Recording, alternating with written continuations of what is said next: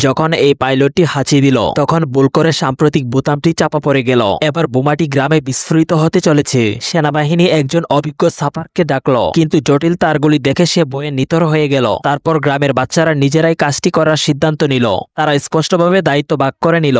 একজন নির্দেশনাবলী পড়তে শুরু করলো এবং অন্যজন ডিভাইসটি খুলতে শুরু করলো। তারা দ্রুত বোমার নিচের অংশটি সরিয়ে ফেললো। আনা নির্দেশনাবলী পড়লো। সে জেনিকে কাঁচি দিয়ে নীল তারটি কাটতে বলল, কিন্তু কাঁচিগুলি খুব বড় ছিল। আনা মনে পড়লো যে তার কাছে ছোট কাঁচি ছিল। তারা খুব কার্যকর বলে প্রমাণিত হলো। জেনি সহজেই তারটি কেটে ফেললো।